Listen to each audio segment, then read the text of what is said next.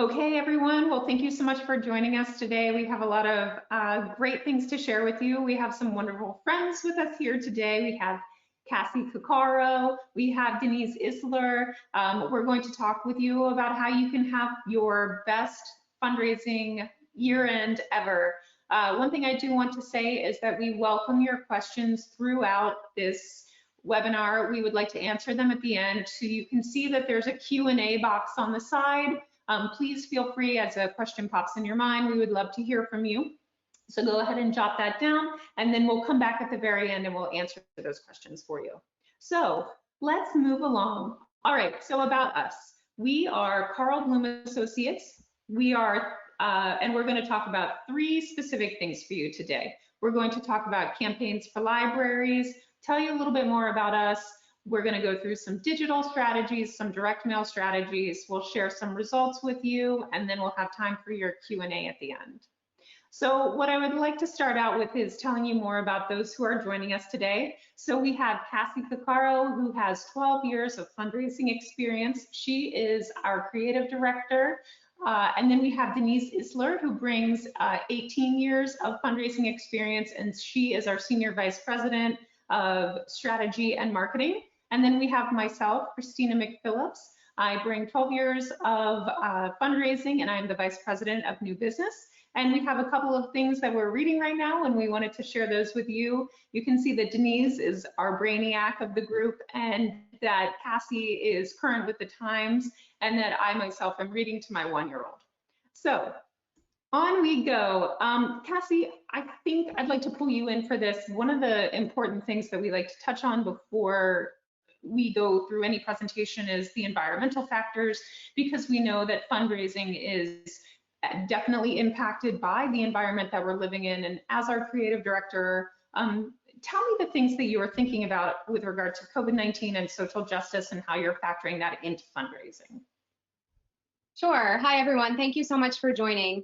And yes, just like all of you, both of these issues are so much on our radar and constantly on our radar.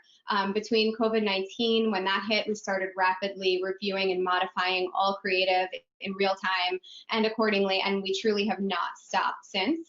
And with the social justice movement, we are so passionate as an agency and as a company about making sure we're continuing to have important conversations about that, and also looking at all of our clients' creative every single day, everything we put out there, to make sure that both of these issues and everything else going on in the world right now, including the election, and there's a lot about 2020 that's unique, so we are constantly modifying our creative and making sure that it's not only sensitive and appropriate, but effective. So that is how we're thinking about these things right now.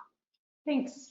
Okay, and so now that we've said that and talked about that, let's go on to a few other things. Just a little bit more about Carl Bloom. So for 44 years, we have been fundraising for public libraries.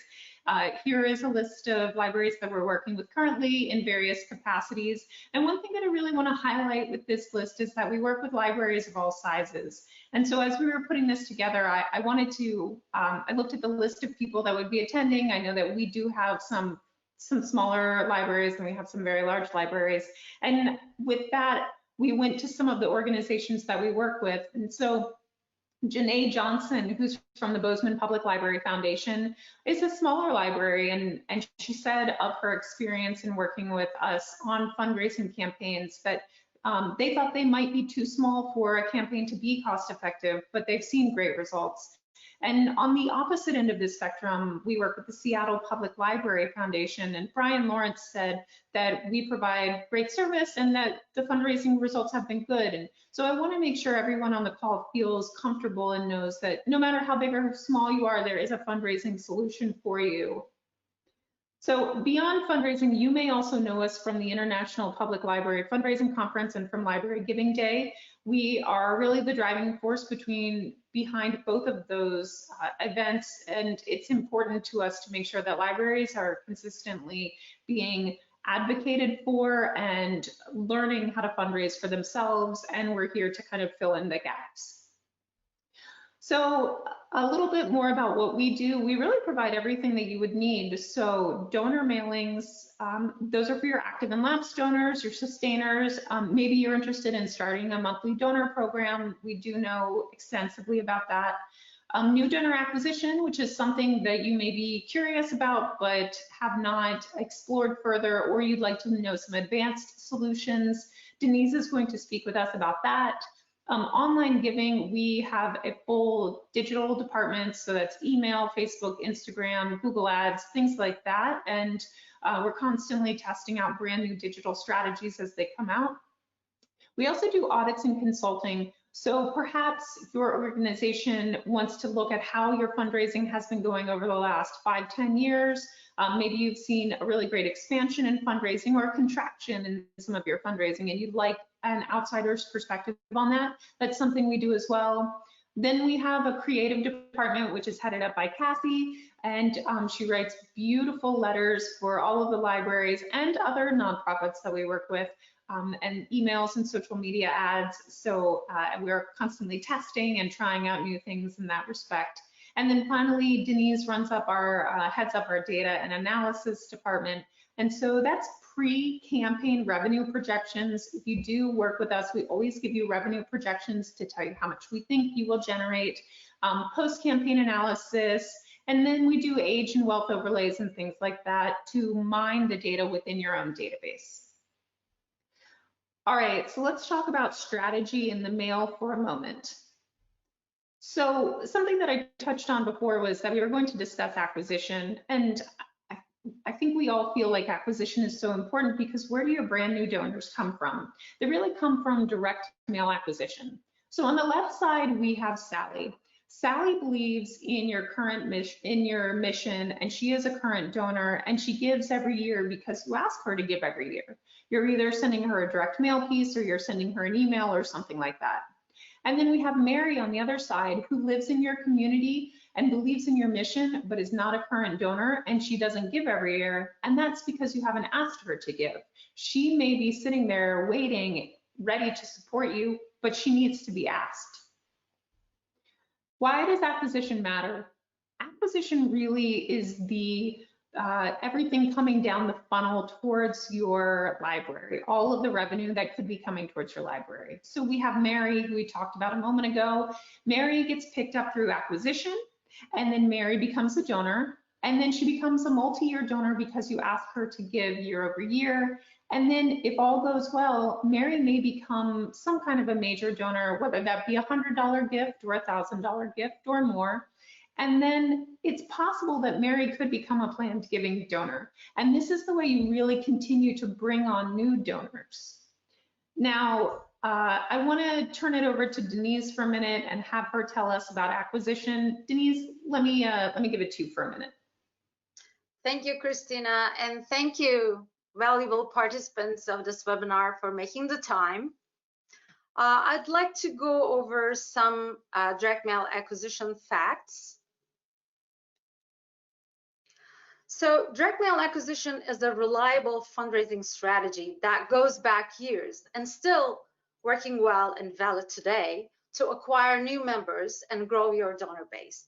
And actually, recently, we've been getting good news from some of our clients that the latest May-June direct mail acquisition has been one of the strongest. So I guess that's good news for fundraising with everything going on nowadays.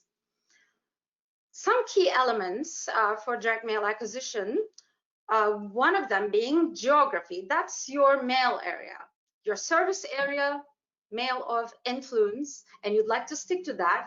The further you move away from that, the chances of succeeding in direct mail acquisition slims down. And the list is a very, very important factor in direct mail acquisition. Even with a right mail area and a great creative, if you're not targeting the right people, again, the chances would slim a lot. But thanks to all these tools and sources out there, there's so many traditional vertical lists that we do rent for direct mail acquisitions. And one challenge that many organizations have is the minimum quantities and minimum charges by each list owner in the market today. And that minimum quantity is like 5,000. So even if there are only 1,000 available names from a list for your mail area, for example, you would still have to pay for 5,000. And even if the quantity is not an issue, for a typical acquisition mail plan of 25,000 volume, that would mean only having 4 or 5 different lists, and that is not an ideal risk allocation. However, with the CBA co-op, which is a list order co-op for libraries and public media organizations, you do not have to worry about the minimum charges and the minimum quantities. You could get an ideal list plan with 10, 15 to 20 different types of lists without having to worry about any of these things. And creative, of course, a very, very important element. Because these are prospects that may not be as familiar with your library as your donors are, you have to be very clear with your mission, the best fundraising practices, the storytelling, call to action, all have to be in place. In the same way, your offer has to be straightforward and clear. What you're offering, is it a one-time donation, monthly donations, a membership with benefits? Are you offering a premium for certain dollar levels? All is fine as long as you're clear and not offering them all at once to get these prospects confused, delay their response, or entirely lose it. And of course, testing. Testing and learning is a very vital part of direct mail acquisition, but many organizations have the challenge of not having significant enough volumes for any type of A/B testing. However, CBA is always willing to share the results of our testings and learnings with our clients and with you all through such webinars and conferences. And we constantly evaluate our results and share them with you. And another important thing for the organizations to do is to cultivate these new donors acquired in the mail and not let them sit in the CRM. Can we pass on to the next slide, Christina, please? Thank you. And with increasing list competition and the organizations getting more sophisticated, those traditional vertical lists in the market are taken to a next level. Basically, they're customized for your organization. And how does that happen? That happens via best donor modeling. So a best donor model is created for you using your donor information. A ton of data points goes into it, philanthropic behavior being one of the most important points. So you can think of your best donor model like a filter, looking like this very busy looking QR code. And you can basically run any type of list through this filter and let the process spit out good donor prospects for you to use in your mail. You could use your cardholders and run through this model. You could use your past donors. We could get a compiled donor list for you and run it through your model, or you could use any type of list, even a motor vehicle list or a new mover list, and run through the model. But the weaker the input list is, the fewer number of good prospects are expected to be produced through this model. And here, I really would like to emphasize the importance of cardholders for libraries. And we understand that libraries have different models, some library and development team being under one roof where the access to cardholders might be easier compared to some having the foundations and the friends and the libraries all separate, and it may be a bigger of a challenge. And then there are different state laws and all, but do not give up on your cardholders. The Berlin Wall came down, changes do happen, and it's really worthwhile to fight for your cardholders. It could actually be a breakthrough for your library fundraising, the cardholders. And on the next slide, I would like to share with you a graph from a very recent study I did for a large library. Here, I analyzed the long-term value of new donors from top 5 sources. These are donors all acquired at the same time, 3 years earlier. So here, each line in different color represents a different source. 3 of the sources being online sources as website, emails, and Lightbox, and 2 of them being direct mail cardholders, modeled cardholders, and direct mail rentals. And we can see the value of these new donors at the end of first year, at the end of second year, and at the end of third year.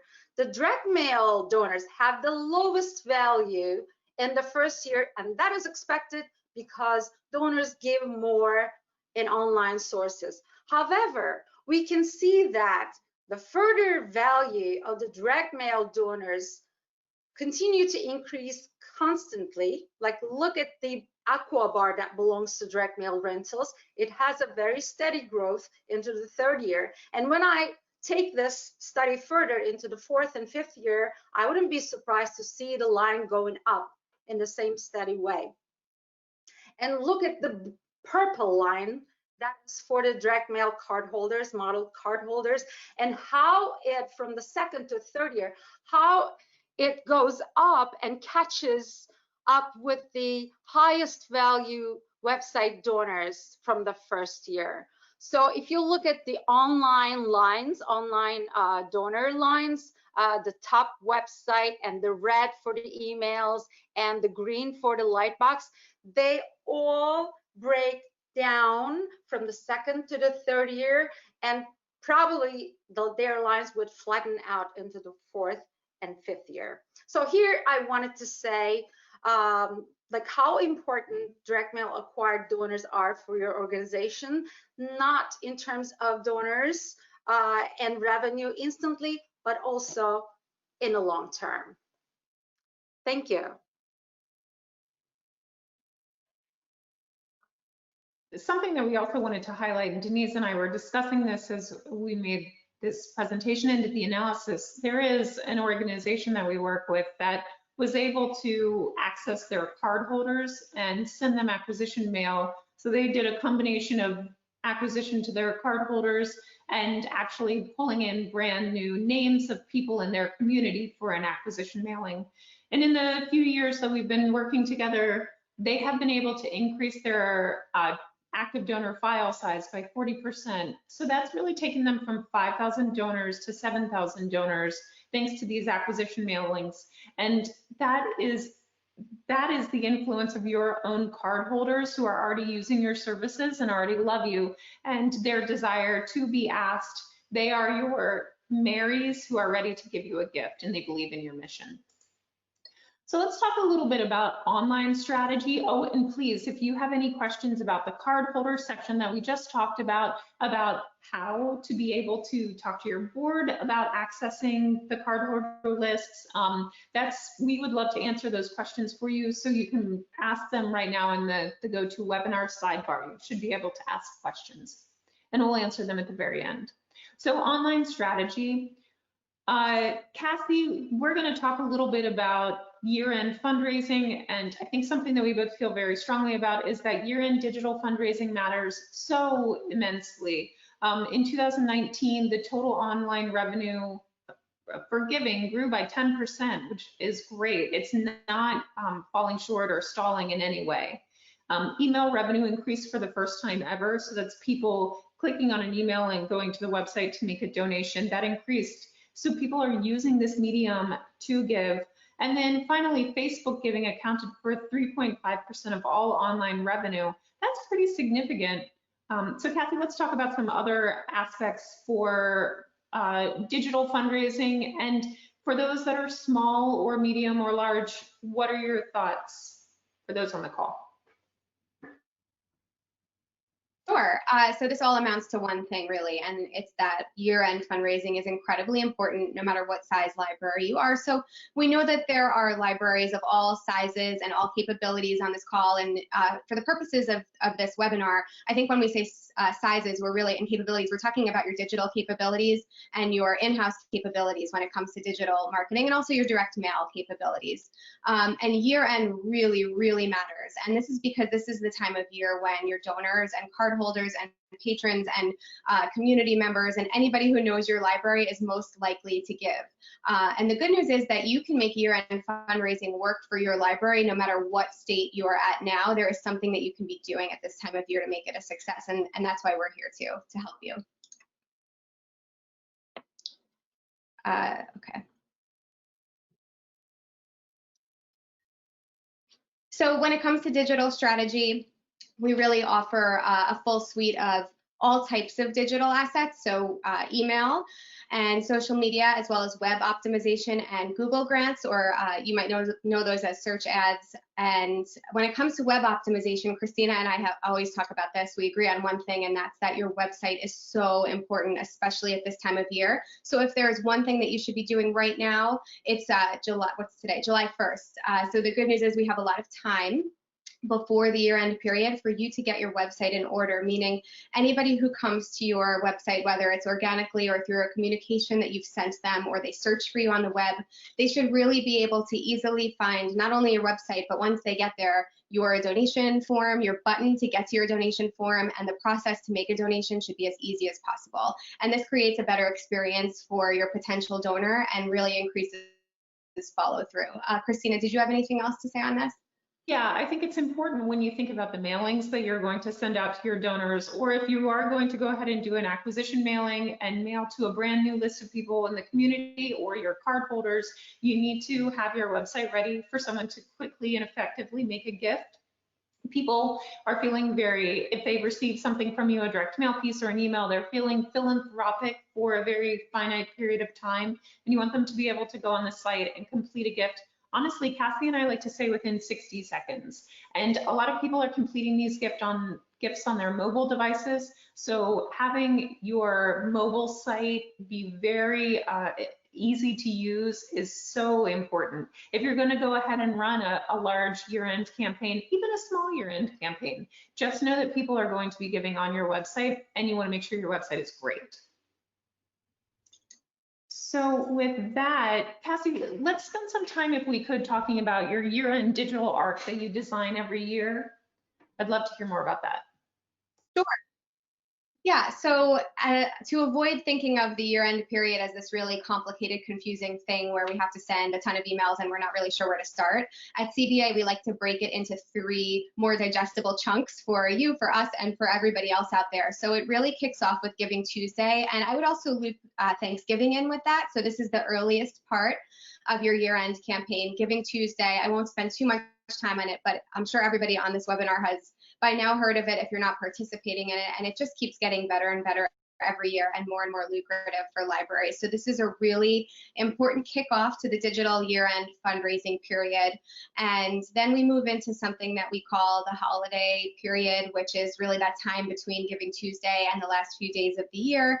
And we like to make sure that we're sending out emails, cultivation emails too, not just fundraising appeals, but emails that are really going to help your audiences feel good. You wish them a happy holidays, you prep and prime them for your year-end emails. And then at the end of the year, the very last few days of the year is when we really ramp up the urgency. Sometimes you might have a matching gift campaign that's about to expire, but no matter what, there's that built-in deadline of December 31st, that tax-deductible deadline where everybody should make their year-end gift. So those last few days, we really ramp up the communications. And of course, direct mail is also an important part of this period. So making sure that all your materials, whether it's digital, emails, your website, your light boxes, your social media campaigns, all integrate with your direct mail at this time of year, and that makes for a really nice, well-rounded campaign and your best chance at success. Okay, thanks, Cassie. So let's talk a little bit about the creative that goes into all of this. There is a strategy and process for all of it. So we have been fundraising for libraries for 44 years, and we do direct mail, and we really have what we call a library of creative. So it is just this full catalog of different letters and emails that have been tested and have succeeded in tests over the years. And there are different topics that are appropriate for your organization. So there is a library of creative for you to pick from. We also have wonderful Giving Tuesday and holiday and year-end emails and social media ads. And we do what's called social proof, which is a newer strategy, a little thing that pops up on your website, encouraging someone to complete their gift. It says, Christina from Atlanta has just made a donation to the Atlanta Fulton Public Library Foundation. And then just know that all of these things, like I mentioned, have been tested and they have really won and done well for years. So there is a lot of thought that goes into the writing of our emails and direct mail. Cassie, you are the gatekeeper and brilliant mind behind our creative process and how that gets started. And what do you do to write something for a library? Sure, yeah, so it all does kind of start with me and our team of designers who are very talented. And if there's one thing we've learned over our many years of service with our libraries, it's that every single library is different. So just because we help a lot of libraries and we have, library clients, we don't consider them the same in any way. That's why our creative team, along with the rest of our agency, spends a lot of time, pays a lot of attention to finding out what's unique about your library or your library foundation. And then we have a kickoff call or sometimes multiple kickoff calls to make sure that we are taking the time to really get to know you before we design some creative and write some creative that really works for your audiences and the people who are going to be reading it and your potential donors. And everything we do is run through with a fine-tooth comb in terms of design and copy, and everything goes to a proofreader before it goes out. So we're really buttoned up in that sense. And anything you throw at us, we get to know your style guide, everything like that. So there is a process in place, and we take it very seriously for every single client that comes in. Okay, great. And then I guess the final thing to talk about is, everything we've said, visualizing how that works. So Cassie talked about the kickoff meeting to learn more, and then mail and email are really designed for your organization. And then we do all of your data work, and it's reviewing lists and finding prospects. And then we edit and perfect everything, and we get it out the door for you. So that's kind of a visualization of how it works. We do have a couple of questions that came in, and I'm going to go ahead and be respectful of everybody's time, and I want to answer those questions for you. So one of the things that's been asked, Cassie and Denise, is how do you get access to the cardholder? Oh, there's a little echo, so hopefully that goes away. How do you get access to the cardholder lists? What is the best way to start to persuade your board or other members? And one thing that comes to mind for me is that we as an agency send out cardholder opt-in emails. We have one scheduled in September. But Denise, can you tell me a little bit more about what an opt-in email, opt-out email is? It is when you have an email file and you don't have the permission of the email owners for fundraising purposes, you send them an email and let them know of your purposes. And if they don't want to be in these communications, they opt out and they don't receive those emails any longer. But I think many of the foundations or libraries have an earlier access problem to these emails, even before they're able to send out opt-out emails. And honestly, I don't know the true answer to get to the access, but one thing that we earlier discussed could be is when the people are signing up to become a cardholder, they could sign up for the foundation list at the same time. So there can be foundations, so they have access to the cardholders at the same time. But that is like something like into the future. But for all the cardholders that the library had and the library had to access. Sorry, my access. Sorry, my. Yes, I echoed. Denise, do you want to? Yes, I hear that. We'll see if that helps. Not sure if it will. Let's see. Okay, I think that's better. Cassie, there was another question that came for somebody, and sorry to pivot away from cardholders.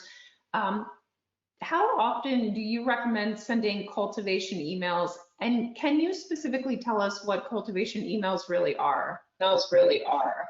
Sure. So cultivation emails, there is there is specific timing that should be utilized, and sometimes there isn't. So cultivation emails are really any emails that you send out to your audience that are not asking for a donation. Sometimes they do ask for another action, and that might be watch this video, or learn about these awesome things we did in 2020, or take a look at our virtual programming list. They're typically not something as heavy of a lift as like an advocacy ask either. It's usually something that is a gift to your audience. So it's either you just saying, hey, we appreciate you, thank you, or you're offering some sort of resource or asset that's going to cultivate them and in their minds, even subconsciously, remind them of your value when it comes to receiving a fundraising communication later down the line. So because this really does remind people of your value in an overt way and also subconsciously, it's really good to usually send these emails in advance of your fundraising communications. You can also send them at any other time of the year that you want to, because I think that they're really important, and it never hurts to keep reminding people of all the great things that you're doing and your assets that your library or library foundation is offering. Another type of cultivation, however, that might come after a fundraising appeal is a thank you cultivation. And these are really important. So if you had a big fundraising campaign like your year-end campaign, or a few emails in a row throughout any time of the year, or you met a matching gift goal or any goal that you've set, it's really important to thank your donors. You can do this obviously in an email that follows other emails, but you should also be pairing social media posts and maybe even a blog post if you have an active blog, just to thank people who participated in your campaign and gave to your organization. And this makes them feel valued and appreciated and gives you a better chance of retaining these donors over time. I love that. And I also love that. And I also love, I'm sorry for the echo. And sometimes cultivation emails after a campaign as a thank you can actually act as a little reminder for those who meant to give but didn't get the chance to. We have one final question, and that is more so for Denise. Who is acquisition right for? Is it really right for a smaller organization? We've talked a little bit about the benefits, but are there any other things that you'd like to highlight for the smaller organizations on the phone, encouraging them to do an acquisition campaign? Actually, acquisition is for any type of organization, unless they're not known by anyone, where they have this biggest challenge to explain who they are, and there's trust issues because your prospects have to trust you that you know what they're donating for. But libraries have the biggest advantage there. Everybody knows what libraries do, so libraries have a great advantage. You just go for it. You just do as much acquisition as you can. You know, it becomes just a matter of budget, really, in that case. Otherwise, there's no library small for acquisition direct mail. Okay, good. Well, thank you all so very much for joining us today. If you have specific questions, please feel free to send them to me, Christina at Carl Bloom, and Cassie, Denise, or I will write back to you directly. We'd love to. If you have questions about anything we've discussed, I will also make sure that this presentation is sent to you. I know some of you have expressed that you're interested in the cardholder analysis that Denise did, and we think that it would be meaningful for all of you. So look for that email from us. Thanks very much for your time today, and we enjoyed speaking with you, and we'll talk to you soon. Have a good day. Bye.